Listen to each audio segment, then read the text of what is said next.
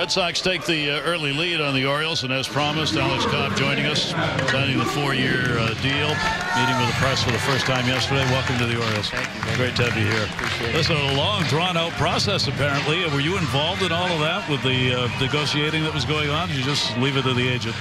I went back and forth. It was getting a little late, so I was like, maybe I need to step in here and reinforce my opinions a little bit more. So it was, I feel mentally exhausted, like I just got done with the season. But now that I got to camp, hanging out with the guys, it's a breath of fresh air. I feel like I'm back at home and in this area, and guys have just been awesome, staff, everybody. So couldn't be more excited now. Good for you. Yeah, everybody's been waiting for you. That's the thing, and you finally get here. Your numbers are so impressive against the American League East. Your career numbers impressive as well. But I heard your interview. You talked about how the Orioles really pushed that on you. It made you feel good about this is where you're supposed to be, because most pitchers run from the American League East. And it's nice to see somebody actually saying, yeah, I want that challenge. Yeah, no, my plan originally was to run.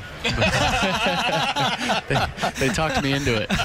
No, honestly, though, I do. I love everything about the AL East. I love the competition. I love knowing at the end of the year when you're looking at your numbers, there's no, we're always kind of, everybody says, yeah, that's good, but, there's no but in the AL East.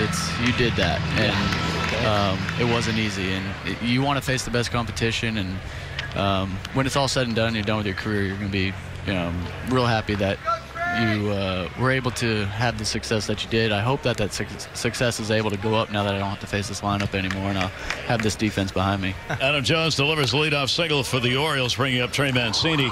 I know you're meeting with Roger McDowell and Buck on plans, I guess, to how you're going to work this out. Can you tell us a little bit about what it looks like here for the future?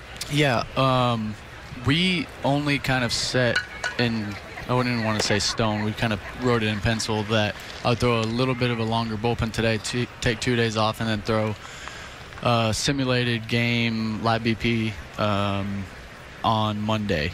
So that'll be three innings or so, and then we don't want to map out much further than that because we want to see how the body responds, see how we feel, and not rush it, but at least now we have some sort of guideline to go off of that day to be a every 5 days type of routine, and hopefully, I hate to even say a date because I don't you say go ahead? Go ahead. It makes for good TV, so that's exactly I'll say middle of April-ish I would like to be shooting for. That's pretty quick. Yeah.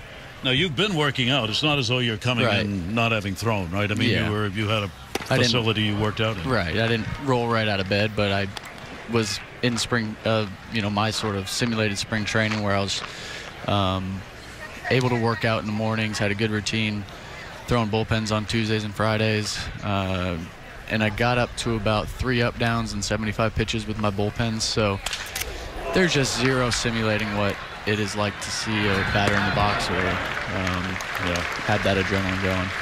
How about, so you talk about your off-season program here. It's got to be a little bit different after coming off Tommy John. Now, last year, your full season is coming off of Tommy John surgery, and I would think now it's more just a full-time thing. You got to take care of your elbow, your arm, your body,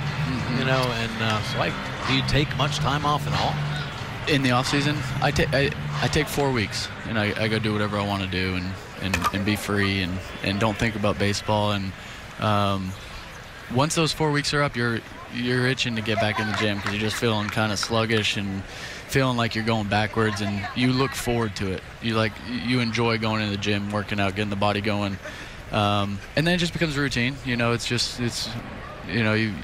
You think of is a 9-to-5 job. It's every day I wake up and I have my routine. I go to work in the morning and then usually done in the afternoon, and I can do whatever I want. But I think that you have to have that consistency in the off season and making sure that you take care of your body, because if you get behind the 8 ball and you try to catch up during the season, you're just never going to get there, and these guys are going to lap you, and really it'll start showing in the middle of the summer that you weren't prepared.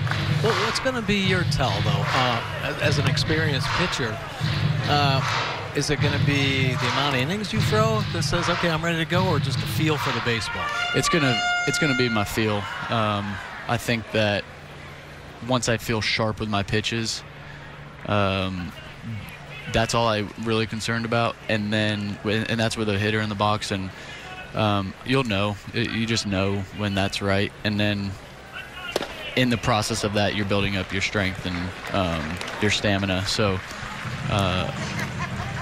you just want to get there before you get out on the big league field and not hurt your team. You want to be sharp and not put the team behind the 8 ball on your start day. So be sharp, and then in the process, your stamina will grow, and it's also, you can be adjusted with during the season on that. Alex, you had to adjust a little bit what you did on the mound coming back from the surgery last year. Now, do you revert back to what you were doing before more, or what do you do with that? Yeah, no, last year was tough because I didn't have my best pitch, and when I was coming up through the big leagues early on in my career, and I was searching for it a lot during the season. Early on, splitter. The splitter. I was trying to throw it a lot early on in the season, and it just wasn't coming. And I made a decision early in the season that I was getting outs with the two pitches, the fastball and the curveball. So I relied more heavily on those two, and kind of reduced my changeup usage, and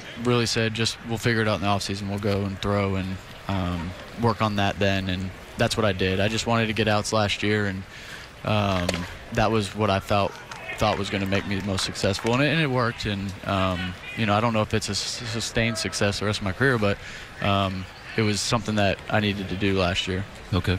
Yeah, success with 2 pitches, fastball, breaking ball, and the devastator of that split change. Yeah. Right? So when that comes along, yeah, it should be fun. We'll see. Yeah. Fun for the Orioles. Fun. Absolutely. A lot of fans may or may not know you have an interesting delivery, a little hang freeze. Mm-hmm. Is there a reason why you do that? Yeah.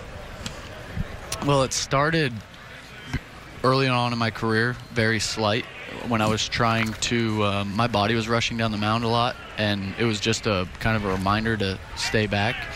And a couple hitters came up to me along the way and said, "Man, you got this little pause that really throws me off." And I ran with it. It's kind of gotten over dramatic over the years, but it's still the intention for it. That's slow-mo. I mean, it's going to look real slow now. Well, we want to make it look good. Yeah, it's hard to do. Well, that was the goal, and so now it's kind of just gotten a little bit longer. And go ahead. Go. That's going.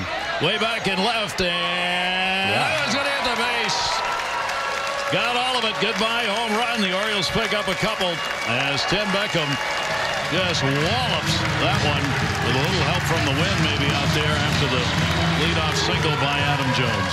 A former teammate of yours right there. Yeah, that's why I let Gary step in there. I wanted Beck to get his proper credit right there.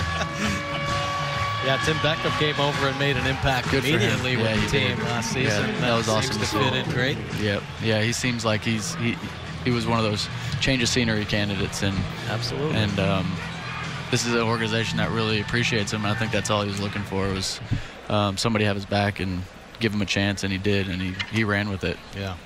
Alex, really appreciate it. Last thing, though, I want to make sure the fans know the name of your dog. Which one? Well, Oscar was Oscar's the big favorite, apparently. Oscar, yeah, he's getting a lot of attention. That's the one you found? I found him last year, or 2 years ago. Out on the road, wandering around. Down in Port Charlotte, Florida, just hanging out. And now he's our best friend. So he's crazy. He's definitely crazy. He's part terrier and coyote. They didn't fit right in here. Yeah, exactly. Alex Cobb, thank you for joining us. We're delighted to have you and Oscar as a member of the Baltimore Orioles. Look forward to seeing you work. I appreciate it. All right, thanks very much. All right. The Orioles get a couple back, and we'll be right back.